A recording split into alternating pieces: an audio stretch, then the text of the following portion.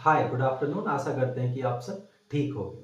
तो एक बार फिर से स्वागत है आपका हमारे चैनल पे। आज हम जो 3 जो सबसे कॉमन मिस्टेक्स होती हैं, जो हम वीज़ा लगाते टाइम या हम अपनी फ़ाइल किसी एजेंट को देते टाइम जो मिस्टेक 3 करते हैं, तो उन कॉमन मिस्टेक्स के बारे में बात करेंगे जिससे आपका वीज़ा रिफ्यूज़ ना हो। ठीक है? तो आपके लिए वीडियो थोड़ा-सा इम्पोर्टेंट होने वाला है। जो पहली जो मिस्टेक है ना, उसका तो मैं आपको लाइव एक बार प्रूफ़ भी देके दिखाऊँगा, एग्ज़ाम्पल देके दिखाऊँगा कि कंप्यूटर की स्क्रीन पे ले जाके। ठीक है? तो शुरू करते हैं। जो तीसरी सबसे बड़ी मिस्टेक है, जो सब करते हैं, जो लगभग कॉमन है, कि हम एक ट्रस्टेड एजेंट चूज़ नहीं करते अपनी फाइल के लिए। सपोज़ करो कि वीज़ा लगाना कोई बड़ी बात नहीं है, कोई भी लगा देगा, इतना ज़्यादा मुश्किल भी नहीं है।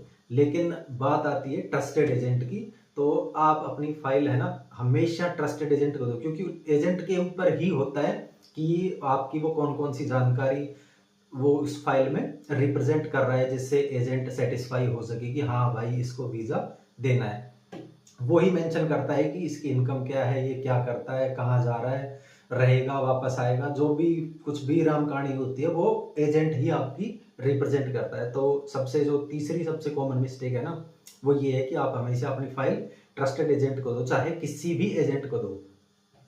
ऑस्ट्रेलिया के लिए आप मारा एजेंट ढूंढोगे ना, तो मारा एजेंट मिल जाए तो बहुत बढ़िया। अगर नॉन मारा है तो भी आप उसका ध्यान रखो कि वो विश्वास लायक है या फिर नहीं है। और अगर आप कनाडा के लिए दे रहे हो तो वो IRCC सर्टिफाइड है नहीं, एक बार देख लेना। अगर नहीं है तो भी ट्रस्टेड होना चाहिए वो। ठीक है, मेन बात है ये थी तीसरी मिस्टेक। दूसरी मिस्टेक है कि अगर आप वीज़ा अप्लाई कर रहे हो, सपोज करो कि आप वीज़ा अप्लाई कर रहे हो और आपके बैंक अकाउंट में कोई रेगुलर इनकम नहीं आ रही, कि उस जिससे उनको ऑफिसर को जो आपकी फाइल चेक कर रहा है उसको लगे कि हाँ भाई, इसके अकाउंट में रेगुलर इनकम नहीं आ रही, तो आप वीज़ा अप्लाई मत करना। ठीक है? आपका वीज़ा रिफ्यूजल के चांसेस है ना 70%, 75-80 इस लेवल तक पहुंच जाते हैं, अगर आपके अकाउंट में हर महीने थोड़ी बहुत इनकम नहीं आ रही, जिससे वो ऑफिसर एक बार सेटिस्फाई ना हो जाए कि हाँ भाई, ये वापस अपनी कंट्री आएगा। सपोज करो लो इनकम आ रही है 5,000 6,000, तो एजेंट यही सोचेगा कि ये तो यहाँ जाके रिफ्यूजी बन जाएगा, असाइलम बन जाएगा, हम पे बर्डन बन जाएगा। तो इस केस में अगर आपके पास थोड़ी बहुत भी इनकम नहीं आ रही है अपने बैंक अकाउंट में, तो आप अपनी फाइल मत लगवाना, आप वीजा अप्लाई मत करवाना। ये थी दूसरी मिस्टेक, आप इसका ध्यान रखना। अब हम चलते हैं पहली मिस्टेक की तरफ। ठीक है? जो सबसे बड़ी मिस्टेक है कि आप जब भी अपना वीजा अप्लाई करवाओ, आप जब भी अपनी फाइल लगवाओ, तो सारी इंफॉर्मेशन करेक्ट देना। देखो, एक फाइल आई थी मेरे पास, तो वो कनाडा के ट्रांजिट वीजा के लिए फाइल थी। ठीक है? तो उसका एक बार विजिटर वीजा रिफ्यूज हुआ था।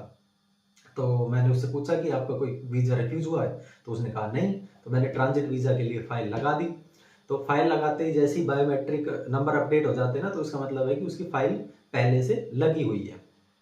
ठीक है? तो उसके बायोमेट्रिक अपडेट हो गए थे, तो मेरे को पता लग गया कि लगी हुई है, और मैंने वहां पे नो कर दिया।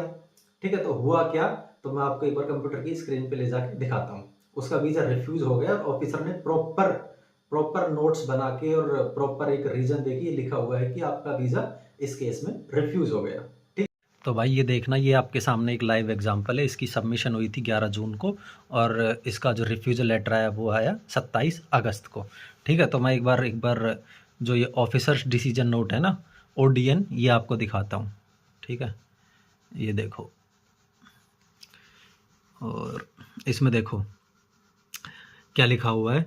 Application and submitted review, I have considered the following factors in my decision. Applicant did not declare previous Canada visa refusal history in the application. I am not satisfied that applicant has answered all the questions. तो मतलब कि इसने अपनी है ना immigration की जो refusal history है ना, वो छुपाई थी, तो इसके चक्कर में उन्होंने रिफ्यूजल दे दिया। तो इसीलिए मैं कहता हूँ कि अगर आपका रिफ्यूज हुआ है तो एक बार बता दो, क्योंकि वहाँ पे पूछता है कि आपका रिफ्यूज हुआ है या नहीं हुआ है, तो वहाँ पे यस करना थोड़ा ज़रूरी होता है। ठीक है? तो बस यही थे जो सबसे जो पहला वाला है ना, जो आप बताया, वो कॉमन है, इम्पोर्टेंट है, तो आप ध्यान रखना।